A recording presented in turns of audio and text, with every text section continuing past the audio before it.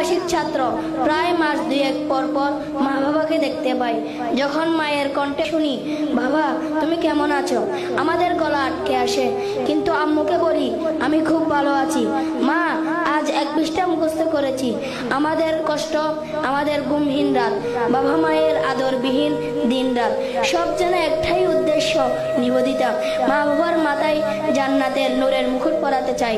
শুধু একটাই উদ্দেশ্য, মা বাবার মুখে হাসি ফোটানো, জান্নাতের নূরের মুকুট পরানো। প্রিয় উপস্থিতি, আপনারা জানেন হাফেজদের জন্য জান্নাতে এমন এক মাকাম নির্ধারিত আছে যা সাধারণ মানুষের কল্পনারও বাইরে।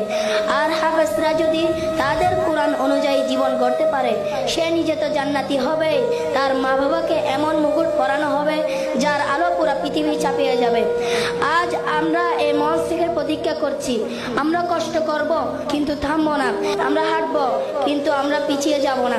আমরা শুধু কোরআন মুখস্থ রাখবো না, বরং আমরা কোরআনের চরিত্র ধারণ করব ইনশাআল্লাহ।